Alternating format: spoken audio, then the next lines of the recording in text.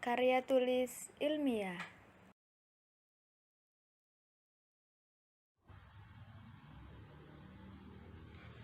Penjelasan yang pertama yaitu karya tulis ilmiah. Karya tulis ilmiah dapat dipahami sebagai teks tulis dengan susunan sistematis, serta logis dan memenuhi kaidah dan ilmu pengetahuan yang berlaku. Aspek rasionalitas diutamakan dalam penulisan tulis ilmiah, dan permasalahannya yang diangkat bersifat objektif dan faktual. Karya tulis ilmiah menuntut untuk menggunakan kata-kata yang ambigu atau bermakna ganda sehingga dibutuhkan gaya bahasa yang lugas serta eksplisit, dan tentunya dengan ragam ilmiah sesuai dengan PUBI.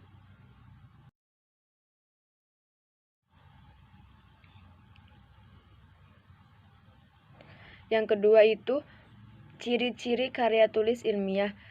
Karya tulis ilmiah memiliki ciri-ciri kompleks yang tersusun rapi.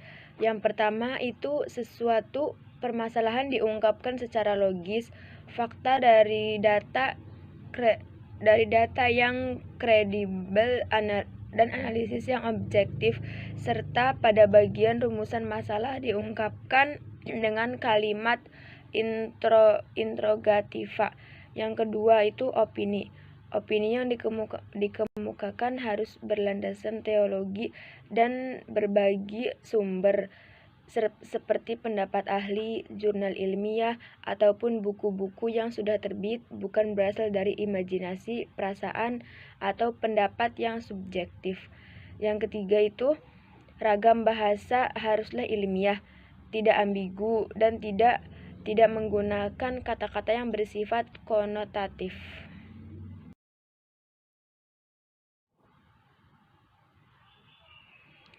Dan yang ketiga itu struktur karya tulis ilmiah. Di sini struktur karya tulis ilmiah itu bergantung jenisnya dan aturannya dari lembaga dan institusi apa yang diikuti.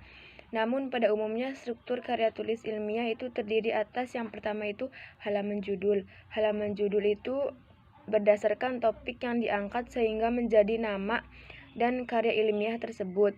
Judul itu harus ditulis semenarik dan sejenis mungkin, sehingga pembaca mendapatkan gambaran tentang apa isinya. Contohnya itu judul-judul yang berpotensi menjadi clickbait pada portal berita dari daring Line Today. Suatu kajian pragmatik dalam halaman judul, namun penyusun nama lembaga atau institusi serta tempat dan tahun ditulis dengan aturan rata tengah yang ditempatkan berturut-turut setelah judul di bagian bawah. Kedua, abstrak. Ringkasan dari seluruh karya tulis disebut dengan abstrak. Abstrak ini ditulis bergantung pada peraturan akademis tertentu. Pada umumnya, abstrak ditulis dengan maksimal 150 sampai 200 kata dengan jarak spasi 1,5 pt dan tidak ada jarak antar baris. Isi abstrak antara lain tujuan penelitian, metode penelitian, sumber data, dan pembahasan. Bagian bawah abstrak terdapat kata kunci. Kata kunci ini ditulis maksimal 5 kata. 3. Pendahuluan. Bagian pendahuluan setidaknya di dalamnya terdapat latar belakang masalah, identifikasi masalah, pembatasan masalah, perumusan masalah, tujuan pembahasan, serta kemaknawian tulisan. 4. Kerangka teoritis. Kerangka teoritis berisi penjelasan tentang hasil kajian terhadap teori dan hasil-hasil penelitian yang sudah ada dan telah terpublikasi dan relevan dengan karya tulis ilmiah itu. Pada bagian ini, teori-teori dari para ahli akan diibaratkan sebagai pisau untuk mengupas permasalahan yang disebutkan pada bagian rumusan masalah.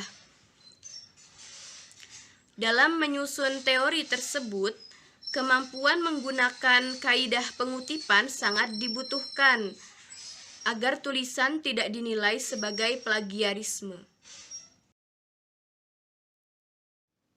5. Metode penelitian. Metode penelitian menjadi hal yang sangat mendasar dari karya tulis ilmiah. Metode atau prosedur penelitian menjadi petunjuk penulis untuk meneliti dengan langkah-langkah yang benar. Sebab jika metodenya salah, pembahasannya pasti juga akan salah. Terdapat dua metode yang di dalamnya masih ada subbagiannya, yaitu metode kualitatif dan metode kuantitatif.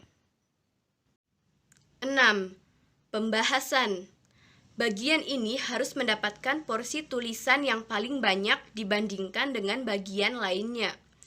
Apa yang tertulis pada bagian kerangka teoritis akan digunakan semaksimalnya pada bagian ini. Penulis akan menggunakan daya analisisnya secara objektif bergantung pada metode yang dipilih. Jika metode kuantitatif yang dipilih, data akan dijabarkan dengan bantuan beberapa fitur seperti grafik, diagram, atau tabel. Sementara itu, jika metode kualitatif yang dipilih, data akan diuraikan secara verbal. Kesimpulan dan saran. Terdapat dua penyampaian dalam menulis kesimpulan, ditulis butir per butir atau uraian berupa esai padat. Kesimpulan berbeda dengan rangkuman. Pada bagian kesimpulan, proses pemaknaan telah terjadi, sedangkan rangkuman hanyalah berisi kumpulan ide pokok.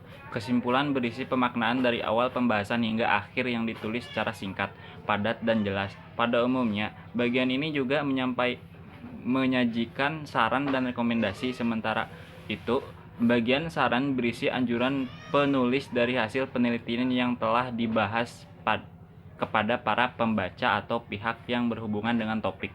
Selain itu, saran juga berisi anjuran terhadap penelitian selanjutnya yang sejenis. Daftar pustaka. Karya tulis ilmiah wajib menyertakan sumber karena jika tidak akan dianggap sebagai plagiarisme. Penulisan daftar pustaka membutuhkan waktu yang tak sebentar dan ketelitian yang mendalam dan bergantung pada format. Terdapat dua format penulisan daftar pustaka yang paling terkenal, yaitu APA dan MLA. Dalam beberapa lomba karya tulis ilmiah, hal pertama yang dicek adalah daftar pustaka. Jika terjadi kesalahan, tulisan tidak akan dibaca, yang artinya didiskualifikasi. Jenis-jenis karya tulis ilmiah. Karya tulis ilmiah memiliki 7 jenis. Perbedaannya terletak dari isi dan sistematika penulisan. Ketujuh jenis tersebut antara lain: 1. Artikel. Artikel adalah tulisan yang berisi opini penulis atas permasalahan tertentu yang diangkat. Opini yang dimaksud bukan pandangan subjektif semata, tetapi berdasarkan beberapa penelitian yang telah dilakukan oleh lembaga atau institusi tertentu. Contohnya, artikel berjudul "Manusia Tidak Didesain untuk Bahagia". Dari situ, theconversation.com berisi tentang opini penulis bahwa manusia didesain sebagai makhluk untuk bertahan hidup. Opininya didukung dengan teori evaluasi manusia. 2. Makalah. Makalah adalah jenis karya tulis ilmiah yang dalam proses penulisannya dibutuhkan data studi lapangan, sehingga bersifat empiris dan objektif. Data-data yang dihimpun dari studi lapangan dibutuhkan untuk menyelesaikan masalah penelitian. Makalah pada umumnya dipresentasikan dalam sebuah seminar. 3. Skripsi. Skripsi adalah jenis karya tulis ilmiah yang disusun oleh mahasiswa untuk mendapatkan gelar strata 1 atau S1. Dalam proses pembuatannya, orisinalitas menjadi hal yang utama. Bentuk akhir skripsi biasanya berbentuk hardcover dan dipresentasikan di depan para dosen penguji dan pembimbing yang disebut dengan istilah sidang skripsi. 4. Work paper. Work paper atau kertas kerja adalah jenis karya tulis ilmiah yang hampir mirip dengan makalah, tetapi analisisnya lebih mendalam. Work paper dipresentasikan di depan para ilmuwan dan pada umumnya, isi work paper berisi solusi dari permasalahan besar yang sedang dihadapi. 5. Paper. Paper adalah jenis karya tulis ilmiah yang populer pada kalangan mahasiswa. Strukturnya mirip dengan makalah tetapi lebih sederhana. Permasalahan lebih dipersempit agar dapat terfokus pada satu hal. Pada umumnya, paper ditulis oleh mahasiswa untuk memenuhi nilai ujian tengah semester ataupun ujian akhir semester. 6. Tesis. Jika skripsi dibutuhkan oleh mahasiswa untuk syarat memperoleh gelar S1, tesis diperlukan untuk meraih gelar strata 2 atau master. Perbedaannya dengan skripsi, tesis menganalisis suatu topik penelitian lebih kompleks sehingga tingkat ilmiah dari tesis lebih kuat dibandingkan skripsi. 7. Disertasi. Disertasi adalah jenis karya tulis ilmiah yang disusun untuk memperoleh gelar strata 3 atau